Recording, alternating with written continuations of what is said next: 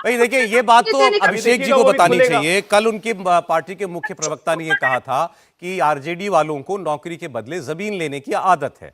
तो क्या ये ऐसा कुछ करने की कोशिश कर रहे थे? क्योंकि मुख्यमंत्री जी ने तो नहीं बताया। दो बातें अभिषेक जी उन्होंने आज कहीं जब प्रेस के सामने इस्तीफा देकर के आए कि ये लोग कह रहे थे जैसे सारा काम यही लोग कर रहे हैं। मतलब सरकार में काम हो रहा था, क्रेडिट ये ले रहे थे, लेकिन काम हो रहा था ये तो मुख्यमंत्री ने भी माना।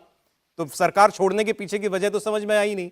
फिर उन्होंने कहा कि ये इंडिया गठबंधन में कुछ आगे ही नहीं बढ़ रहा था, ये लोग आगे नहीं बढ़ पा रहे थे। तो अब जिसके साथ लड़ने के लिए नीतीश कुमार जी ने गठबंधन बनाया, वो गठबंधन काम नहीं कर रहा था, तो जिससे लड़ना था उसी के साथी बन गए। ये भी तो कुछ बात समझ में नहीं आई। देखिए, बहुत सारे मामले हैं सौरभ जी, परत दर परत हम सबका खुलासा करते जाएंगे जी। मसला यह है कि वर्तमान राजनीतिक परिदृश्य के हिसाब से नीतीश कुमार जी ने फैसला किया पार्टी के सभी साथियों से, विधायकों से, सांसदों से राय मशविरा करने। ये तो वही लोग हैं जो लगातार क्रेडिट लेने में लगे हुए थे। काम तो नीतीश कुमार जी लगातार करते, लेकिन आप सबने देखा होगा कि दबाव की राजनीति वो कभी बर्दाश्त नहीं करते। और ये लोग तो चाहते होंगे कि जिस तरह से नौकरियां मिली, तो उस तरह से इनको लाभ मिल जाए।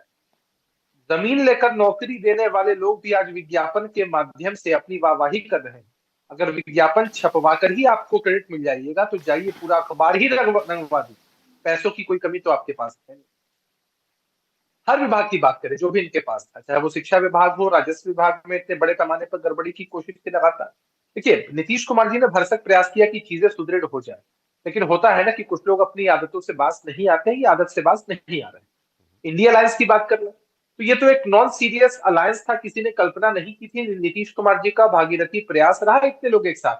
लेकिन आप सोचिए कि लालू प्रसाद यादव जी स्टेटमेंट देते हैं किस संवेदनहीनता के साथ कि अभी इतनी हड़बड़ी क्या है कि सीटों का बंटवारा हो जाए।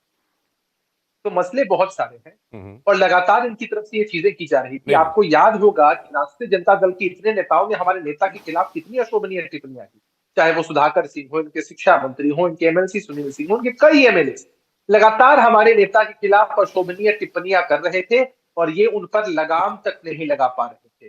तो ऐसे कैसे चलेगा गठबंधन? बिल्कुल नहीं और चल ऐसे पाता। क्यों चलेगा? अभी आपने कहा भागीरथ प्रयास था नीतीश कुमार जी का। मैं तो ये पूछ रहा हूं, भागीरथ प्रयास किस लिए किया था उन्होंने? ऑब्जेक्टिव क्या था, लक्ष्य क्या था? कि अपने लक्ष्य, नीतीश कुमार जी का लक्ष्य देश और प्रदेश का विकास, कैसे सतत विकास की ओर हम आगे बढ़ सके, इसी प्रयास में वो हमेशा लगे रहते हैं और ये साबित किया है। नहीं, इंडिया गठबंधन का जो भागीरथ प्रयास किया था, इसका लक्ष्य पूछ रहा हूं अभिषेक जी, क्या था? इंडिया गठबंधन को आपने बताया कि वो थे बनाने वाले, जोड़ने वाले। किस लिए बना रहे थे? समझिए सौरभ जी, सत्ता में जो बैठे होते हैं उनसे सवाल होता है, और नीतीश कुमार जी का एक मोटिव है, न किसी पार्टी से कोई निजी व्यक्तिगत दुश्मनी है, न कोई वैमनस्य। नीतीश कुमार जी चाहते हैं कि जनता के प्रति जो कमिटमेंट है, जो 7 निश्चय पार्ट 1 पार्ट 2 के माध्यम से बिहार में लागू, वो कमिटमेंट हमेशा पूरा होना चाहिए। और उस कमिटमेंट के लिए जो भी रास्ता उपयुक्त लगता है वो हमारे नेता चुनते हैं और उसी रास्ते पर पूरी पार्टी चलती है एकजुट होकर। और आपने देखा कि पूरी पार्टी ने इस बात का समर्थन किया। नए गठबंधन का स्वरूप बनता है, लोगों ने समर्थन किया। और आप जाकर बिहार के आम जनमानस से पूछ लीजिए कि जिस तरह की स्थितियां उत्पन्न करने की कोशिश लगातार हो रही थी, चाहे वो लॉ एंड ऑर्डर के संदर्भ में हो या फिर डिफरेंट डिपार्टमेंट्स की कार्यशैली को लेकर के हो, उन सब में नीतीश कुमार जी एकदम खूंटा ठोक कर थे कि किसी भी कीमत पर ये चाहेंगे दाएं से बाएं करना, तो ये हो पाना संभव नहीं है। क्योंकि होता है ना, हम बार बार सोचते हैं कि शायद किसी में सुधार आ जाएगा, लेकिन सुधार नहीं आता है सौरभ। तो ये प्रयास मैं समझता हूं आखिरी होगा फिर आपका उनमें सुधार लाने के लिए।